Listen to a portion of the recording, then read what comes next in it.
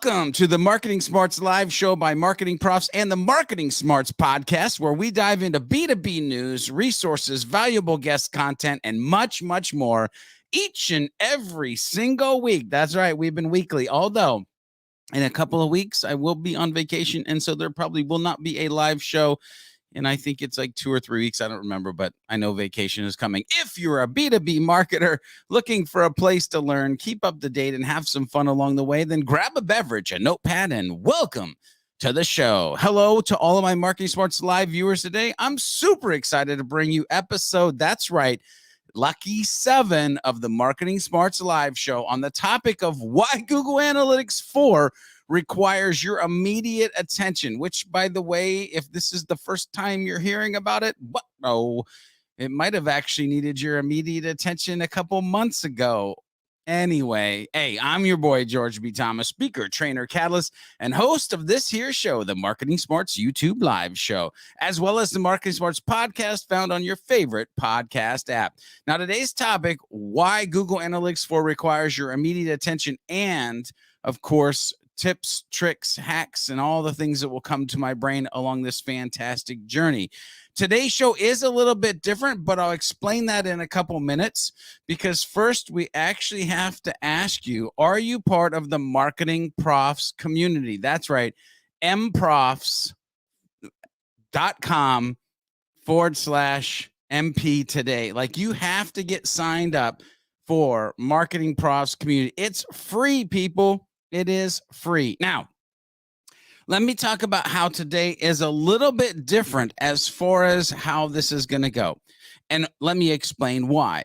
Usually, I come on the last 6 shows and I do these segments. We talk about, in the B2B news, and we talk about community spotlight and all those different things.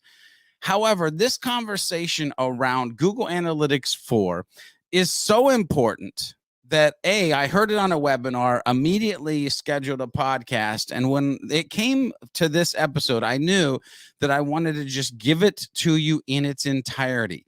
So this is one of the few times you're going to not hear me really say, hey, go find the link. All the links in the right places at the right. Anyway, you're not going to have to deal with that on this episode, because it's all here. Now, I've trimmed it down as far as getting rid of dead spaces and things like that so that you get a nice viewable experience. I've actually broken it down in a couple sections because I'm going to come back and unpack my thoughts, as well as give you some more information. By the way, more information about B2B Forum. There's going to be a coupon code in about the middle of this if you're interested in going to the B2B Forum in October 12th through the 14th and you want to save money. Anyway, not why we're here right now, but it will be why we're here later. I wanted to give you its entirety, all of this information. So, Fiaza, welcome. I'm glad you're here. This is going to be a fun ride. Let's go ahead and get into the first section that we're going to dive into about Google Analytics 4. We're going to hear from Katie Robbert. And man, just get your notepad out. Leave comments along the way. I'm going to come back in here in just a few minutes. So, Katie, I'm super excited because, just to give the listeners some context, some backstory, a couple weeks ago, we were on a webinar together and you were talking about Google Analytics 4. It was mind-blowing. So listeners, here's the deal. Get the notepad, get the pencil, get the pen, get the iPad, get the rock and the wall or whatever you need to scratch down what we're about to talk about, because we're going to talk about Google Analytics 4. And the title, says the immediate attention needed around Google Analytics 4 and your business. So that's what we're going to dive into. Katie, what would you want to say to any marketer listening to this right now that doesn't have Google Analytics 4 in place yet? That you're already behind the 8 ball. The reason I say that is if you have a web analytics tracking system such as Google Analytics 3, commonly known as Universal Analytics, and you haven't already started to set up Google Analytics 4, you're going to run into challenges around things like year over year comparisons. I know that that's a big comparison that a lot of companies, big or small, want to make with their data. They want to see what happened last year, what happened this year. That's not going to be available until you have Google Analytics 4 set up with your goals set up as well and collecting data. Now, in the way in which Google Analytics 4 has goals configured is also very different from how it's set up in Google Analytics 3. So this is a great time to be spending with your teams to be doing new business requirements, auditing what you have, making sure that the goals that you're collecting are still the goals that are relevant and that you're collecting them the way in which you need to be reporting on them. So if you haven't started at least gathering those requirements, again, you're already behind the 8 ball, you're already behind in time, even though you technically have until July 1st of 2023 to make the switch. You should have already been collecting data in both Universal Analytics and Google Analytics 4. Yeah, I feel like this is a reboot, a restart, a relearn, because it's going to be so different from what we're used to what we're kind of getting into. And I want to add in some history for the listeners of this. And I think this 2-part question will kind of get us there, Katie. And that is, why are us as marketers faced with this significant Google Analytics change, and how long, and you kind of referenced it, right? But how long do we have to actually make this change that we are faced with now? In all honesty, one of the reasons why Google is rolling out Google Analytics 4 and it's so drastically different from Google Analytics 3 is because of mobile apps. And so Google Analytics 4 is built on the foundation of Firebase, and Firebase is the software in Google Analytics 3 that allows you to track mobile app usage.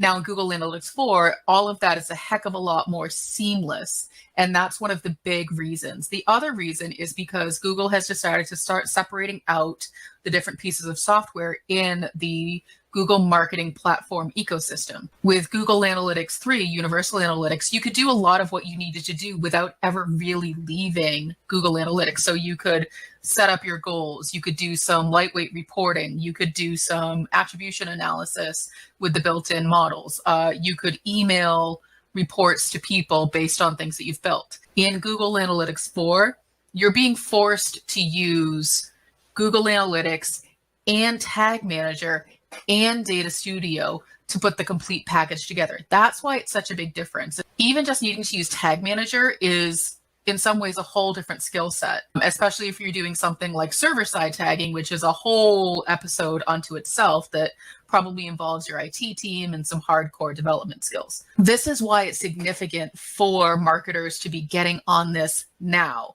especially if they don't want to lose any data in terms of the time period. So if you're waiting until May of 2023 to start setting up Google Analytics 4, you may be surprised to find out it's going to take you more than that 30 days that you have set aside, or really 20 days if you take out weekends, or really 10 days if you take out your actual full-time job, or really 5 days if you take out all of the other responsibilities, and then factor in chasing people down for answers to question, access to systems, all of the different things that if you start now, I feel like an infomercial, if you start now, you can alleviate a lot of those headaches. That is why I really keep pushing marketers to start this process as soon as possible. Waiting until closer to the deadline is going to make it more expensive, more of a headache, and you will risk not having time periods where you're collecting data. And that's problematic because then you have to answer for that to your managers and stakeholders. Yeah, and I want to dive into that a little bit deeper, because as a marketer who is creating a podcast for marketers, I know other marketers could literally look at the titles that I put up and go, George is just trying to kind of bait us with this one. But I literally put immediate attention needed because of this next question that I want to ask, and give you the ability to go a little bit deeper on what we were just talking about. And that is what happened. Because, by the way, sometimes in life, we can be like, oh, I didn't know. I didn't know. Or we can literally be like, I'm just going to ignore that. And it can be a no harm, no foul type scenario. In this one, though, what happens if marketers don't know or simply ignore this change? I feel like it's two separate questions. And so if they ignore the change, it's going to be problematic. I'll get into that. If they don't know, there are a lot of resources out there that they can start to get into. There's, communities, there's Slack communities, there's documentation. So if they don't really understand why this change is such a big deal, then there's a lot of resources out there. I mean, everyone has been writing about this, talking about this, giving their own opinions on this, myself included. And so there's a lot of resources that can help a marketer understand why this is a big deal. Now, the other question of, what if you simply ignore this change? Well, that's on you. That's your bad. So what happens if you ignore this change goes back to those risks. And so if you're a marketer who is used to reporting to your bosses or your clients or your stakeholders or your board, the risk is you will not have that data, and you will need to answer to those people as to why that data doesn't exist. The data collection, the way that Google collects data and defines data in Universal Analytics, and the way they collect and define data in Google Analytics 4, it's not apples to apples. So you have to factor in the time for that change management process as well, that education, that bringing people along for the journey. Really good example. A lot of marketers use bounce rate as a unit of measurement to determine whether or not content on their website is effective, if people are staying, if the website is sticky. Bounce rate does not exist in Google Analytics 4. Google has replaced it with a metric called engagement rate. Engagement rate is not the inverse of bounce rate. So if in Universal Analytics you have a 10% bounce rate, that does not automatically mean that you have a 90% engagement rate. So they're not one-to-one, but Google has said this metric replaces this metric, but you can't just flip them. But you just can't flip them. And I love that Katie started out, boom, are you behind the 8 ball? Listen, I jotted down some notes like, have you started on this topic of Google Analytics 4? Have you started, or are you literally just hearing about it the first time? Or are you one of those people that we talked about in that first section about just kind of ignoring it? Because now you're literally watching this, you're hearing the words out of my mouth. You really can't ignore it. And next July, by the way, will be here before you know it. And I don't know about you, but when Katie started to say about 10 days equals 5 days, I got itchy. I think I might have started to break out in hives. The thought of like waiting and putting it off and not collecting the data. We're going to talk about collecting data kind of simultaneously here in the next section. But I will say this, Katie in that last section mentioned mobile apps. And I'm curious, you can let us know in the chat pane. Yes, mobile apps, but also privacy.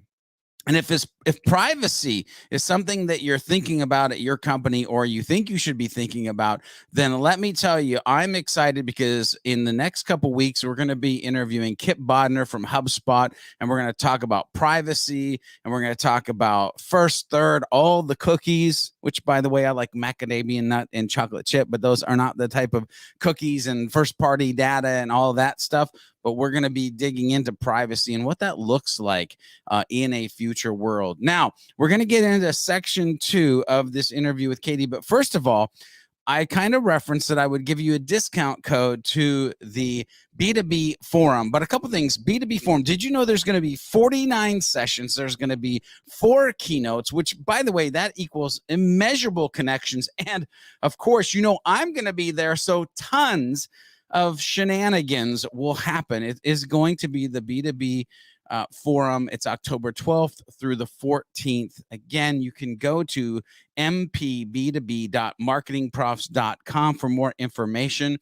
After this next section, I'm going to give you this special super duper coupon code for B2B forum that's worth $300 off. But let's carry on with this conversation. Oh, by the way, before we do, you now know, so you have no excuses not to be doing what we're talking about today. Let's get in to section 2 and learn more from Katie. Yeah, it's crazy. And by the way, to give the listeners a little bit more context, at the beginning I said, we were on a webinar together. You were one of 3, by the way. It was Friday Forums. And listeners, if you're not like signing up for Friday Forums, coming over and checking out all the like deep level information that we're providing, like you need to do that. One of the things that I noticed in the chat pane during these 3 webinar sessions was people were like, I hate this and this is terrible. And so I could quickly go to the question of like, what don't you like, right? Or what do you find challenging about Google Analytics 4? But I'm kind of a pros and cons guy. So I have to start actually with the positive. And that is, I'm super curious, Katie, what are some things that you love about Google Analytics 4 as you've kind of gotten into it and been making this change? I like that in Google Analytics 4, you can go deeper into your insights. And so you can look at the user level, all of the different activities that any one individual person has done. Now, with the caveat that Google, rightly so, is very strict about, privacy and personally identifiable information. They have a lot of legal regulations built into the system that you have to make sure that you are familiar with in terms of how they're collecting data. They don't allow PHI or PII. So you can't say, oh, this was George on my site doing things. They will not give you that level of information. So you can't then connect it to your CRM and go, yep, this is George, this is George. What you can do is dig into one individual person and start to figure out user segments. You can start to figure out what people are doing when they come to your site. If this one person has a lot of goal completions or conversions on your website, what are the things that they were doing? What were the pages they were looking at led them to do that? So you can look at it at the individual level. They have more sophisticated attribution models, again, to sort of understand what are the things that are leading people to take action on your website. Google Analytics 3 and 4 both have AI built in that will give you automated insights to say, we noticed this was happening. We noticed that the traffic to your website increased. This might be something you need to pay attention to. I like that Google is trying to do me a favor as a marketer by saying, these are the anomalies that we noticed that we think you should pay attention to based on the types of activities you usually take within the system.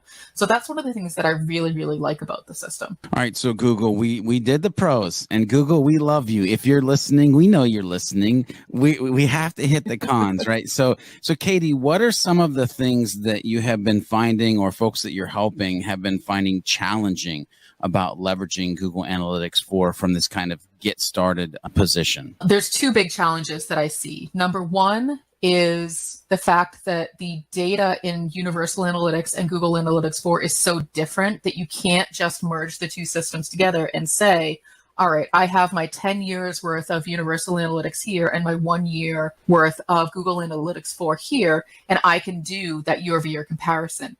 The reason for that is the second thing that I really dislike about Google Analytics 4 is that the metric definitions, the scope definitions of the metrics are so vastly different. And so what was a goal conversion in Universal Analytics is now known as a conversion in Google Analytics 4. However, they are defined differently. So you can't compare the two metrics. And so your numbers are going to be drastically different. And so the thing that I don't like aside from that is the change management process, the education to help people who aren't in it every single day, my clients specifically, to help them understand why their numbers are so drastically different. These numbers that they are being, promoted or fired on, numbers that their bosses don't understand. There's a whole new education process. Basically, Google Analytics 4 is a totally new system.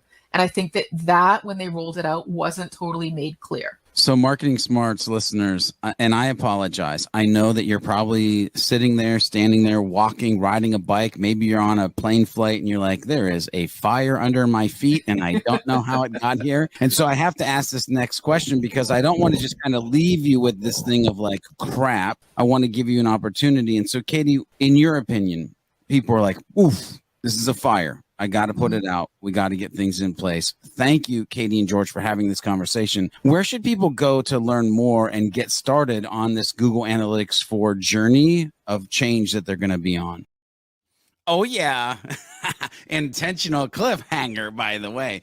We'll get to what Katie says as far as additional learning. And why did I do a cliffhanger right there? I did a cliffhanger right there because here's the deal. I don't know about you, but when I heard Katie say promoted or fired on, what? I was immediately like, yo, that means learning. That means courses. That means I need to not only get things in place, pay somebody to do it myself, learn it, understand once it's in place how to use it. but we have to educate ourselves so that we can execute on Google Analytics 4 as we move forward. And the thing that popped in my brain here is, much like eating your veggies, you can hate it all you want, but you're still going to have to do it. Like, it's coming. And so now is the time. You know what else is coming? The B2B forum is coming. So let me just say this. Listen here. Ann Hanley, Paul Roadster, George B. Thomas, Michael Barber, Andy Crestadina, Pam Didner, Ashley Foss, Tony Na. I mean, there's just Matt Hines, John Janst, Tyler Lassard.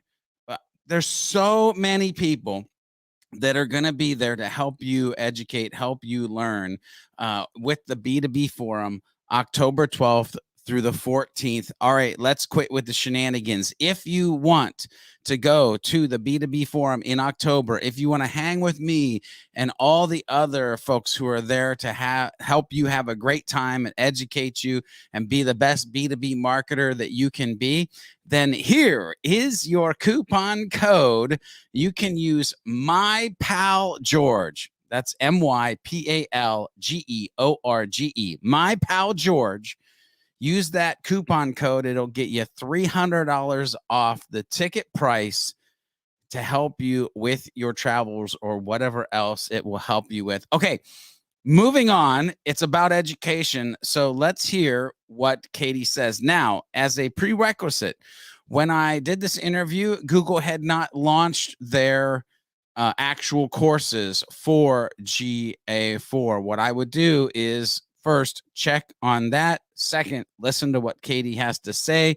And by the way, even though that's a second, it might be a first, because she really explains the difference between what might be happening in the GA4 course from Google and the course that they have put together. Let's go ahead and dive into the rest of the story. That's Paul Harvey. Anybody old enough to realize what that was? Anyway, let's move on. Chris, my co-founder, and I have actually spent a lot of time educating ourselves on Google Analytics 4, what the challenges are, what the changes are, what the definitions are. And we're actually rolling out a comprehensive course to teach people, to teach marketers how to use the new Google Analytics 4 system. And so people can go to trustinsights.ai/GA4 course. Google has not yet released their Google Analytics Academy courses. Historically, if you know, they have their Google Analytics, their Tag Manager, their Search Console, et cetera, courses. That's good, but the problem with those is that they're all standalone and it doesn't really bring all of the different systems together. What we have worked really hard to do in our Google Analytics course is give you that holistic 360 view of the whole Google marketing platform as it relates to Google Analytics 4, and really teach you lesson by lesson what you need to know and how to set up each of those pieces. In a very biased way, that would be my recommendation for a really good resource as to where marketers could start. No, I think that's a great resource. I don't know about you listeners, but me personally, I love when people connect the dots for me. It makes my life so much easier. So to take these kind of different pieces of what's going to have to work together to be this engine for your analytics moving forward is absolutely amazing. So one of the things, Katie, that I like to do on pretty much every episode is some strategy, but man, I'm just like a tactical driven type guy. Like, my brain works in tactics. When you think about that, it's like tips, tricks, hacks, like that type of thing.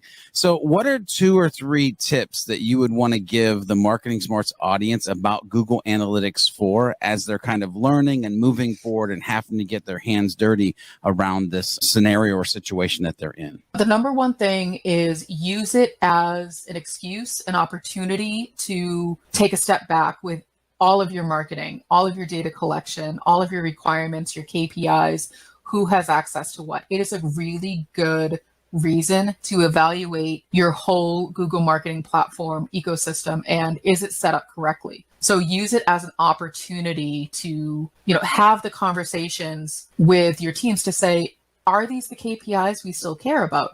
Over the past couple of years, your business, has likely changed. Have we added in a lot more e-commerce and online sales? Have we stood up a whole bunch of different services and products? And are we collecting the data on those different things? So use it as an opportunity to have those conversations. The other tip I would give people is, as you're collecting those requirements, utilize user stories. A user story is a simple sentence of, as a user, I want to take an action so that I get a certain outcome. It's a simple sentence that helps you define everybody's perspective on why they're using the system and everybody's perspective on what they need the system to be able to do, which will help you set it up in the correct way. Every single person should have their own individual user story. There's definitely going to be some overlap, but consider each individual person who has to interact with the system as their own set of requirements.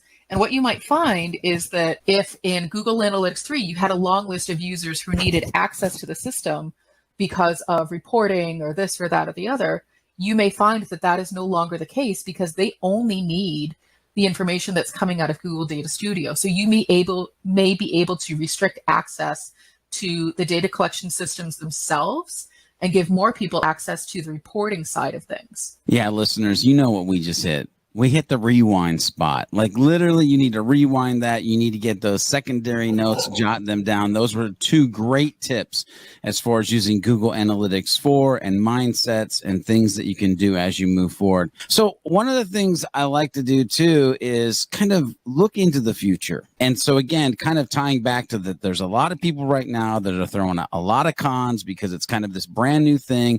And it's this like, who moved my cheese scenario almost happening around Google Analytics. What I want you to do is put kind of your goggles on it. And if you were to future think for a second, like what do you think Google Analytics looks like in the future? I think that Google Analytics, the way in which Google is rolling it out, although it's frustrating for myself, average marketers who maybe aren't coders and developers, it is going to allow for deeper data collection across different platforms, systems. I mean, we were looking at, if you're familiar with Scott Brinker's MarTech tech stack, it's now the MarTech 9000 because of how many systems are out there. Just in CRM systems alone, I think there was something like 400 different systems. People who buy those systems generally want to know what's happening inside of them, and they generally want to know how that connects to their website traffic. My prediction is that the way in which Google is rolling out the new Google Analytics 4,